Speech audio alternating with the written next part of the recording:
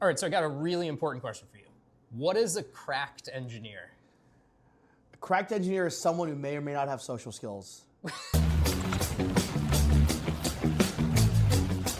All right, I'm here with Caleb John, and you're 15 years old, is that right?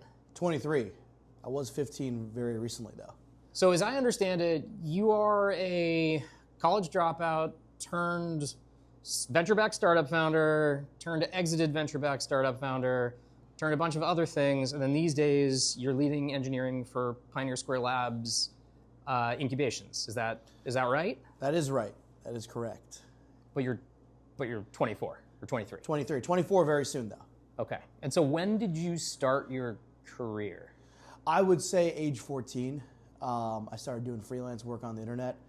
I started building websites for people on Fiverr and things like that. Started basically for free. Eventually built a decent portfolio and could make some money doing that. So I would say this is like year 9 of working at least part-time. And then from the age of 16, when I was 16, I started my first real startup. It was a company called Cedar Robotics. I was building robot waiters for restaurants. And that basically since then I've been working full-time. So there's like a bit of a narrative violation here, which is AI was supposed to kind of destroy the career track of early engineers. What happened? If you're really good, there's still a lot of demand. I think, look, my case is unique. By the time like ChatGPT came out, I was definitely not early engineer, you could say, like just by years of experience. But even people I know who are still in college, like, I would say the top 5% of UW, that top group of, new grads and interns, they still have a tremendous amount of options. I think someone young who can leverage AI tools can be a really powerful asset to a team. Engage!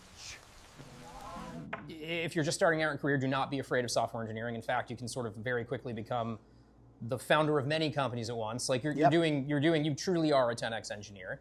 Now, I think there's probably some people out there who don't want you to exist or are upset that someone like you exists because they are in their late 30s or 40s. They've been a software engineer for 20 years. They've worked in previous systems, previous architectures. You can pry Visual Studio out of their cold dead hands. They refer to LLMs as spicy autocomplete. Yep. And for them, you can't or shouldn't exist. But you probably have the job that maybe 3 or 4 of them would have had trying to lead engineering at a studio now. How, you may just say, I don't care, I'm just doing my thing, and that's probably you, but how the hell do we reconcile this like really weird sorting hat of career paths? I think my life, I have never looked at what I was doing as a career. I think I always had a real passion for building things. I think even I worked at Anduril back in 2020, from 2021 to 2022, pretty much in that area time frame. As you know, their valuation is much higher, and I did not take any stock options. I left to do my own startup. Because I never looked at life as like, I never looked at life as like, oh, what's like how can I game this career? How can I win that way? I kind of looked at what is the most interesting thing I can do, right? I think. Well, you're too young to have a career. I agree, and I think one thing is I always just looked for like unique experiences. Like I think like doing my last startup, I went through TechStars. Like I met so many unique characters and people and mentors. Like it really helped shape so much of my thinking. I think, and then too, I just think being an entrepreneur and a founder, I think you just have to wear so many different hats, right? I think I've done cold calling, I've had to like write code and call like a restaurant supply store in the same day. You end up not putting yourself in this box of like IMX. I think even a big benefit I say of not going to college basically was, I think a lot of people I know when they leave college are like, oh, I'm a marketing major. It's like all I can do is this. So with what you just laid out, there's a conversation I always have, and like this is weird because my day job is as a regional VC in Seattle, so I should be the biggest booster for the region. Whenever I talk to someone who's younger, untethered, career is unfolding to the extent that you're just like following what you're passionate about, I'm like, why the hell are you here? If you want to be the best in software engineering and startups, you go to SF. If you want to be the master of the finance universe, you go to New York. Yep. Why the hell are you in Seattle? I did move to San Francisco. I actually lived there almost all of 2024. So I did move. That's even crazier. Why did you move back? Yeah, so the company that acquired our company was up here in Seattle, and then I after I left there, I was basically consulting, like, I was kind of all over. I was in between San Francisco, New York, and here, basically. And then I think the opportunity at PSL that I got was, something that was super exciting. I think I still have a ton of friends out in the Bay in New York. I go there a ton, so I still am very tapped in with that. That being said, I think, Seattle, I think Seattle's home to a lot of great American businesses and, even cultural phenoms. I think, Costco, Starbucks, you say Nirvana, Macklemore won a Grammy. So I think it's a really good place to win. If you're a first principles thinker, I think your thinking is not as clouded by, the hype train. I think you're not as deep in the rat race, per se. I think that is something that is underrated living here. I think like on a daily basis, I'm not like I don't feel the need to like build I think I always say, if you look at a lot of YC companies, they're doing the same three things. Like it's coding agent, rag startup, and like go-to-market agent, right? I think it kind of comes from this like hive mind, and I think living here, you get to avoid that to a certain extent. You're optimistic, you're a constant learner, infinite energy, working your ass off. What the fuck motivates you? Isn't the world falling apart around us? Isn't there no future? How do you do this? I think I have always resisted kind of like the narrative that the future sucks. I think, very much, I think, even with, I think from when I was like a kid in school, like there's this narrative, climate change is going to destroy the world. Like, I think Trump got elected when I was a freshman in high school the first time. You're welcome. Yeah. And I mean, look, to a certain extent, life goes on. You can wake up every morning and think like, there's nothing I can do to change the climate, or change who's in the White House, change any of this stuff. But you know what I can do? I can go out there and do something I care about. I can go out there and I can try and build something I'm passionate about. Well, okay, yeah. But that is what you just said resonates deeply with me. Like I posted a bunch about talking about put your anger and energy into something you can control. Yes. That does not seem to be the common sentiment of your generation. Yes. You don't have to have the answer. I don't know why you have the answer, but I want to know, how do we get more of you? When I look at I appreciate I'm deep, I'm long Seattle, I'm talking to you as the first person.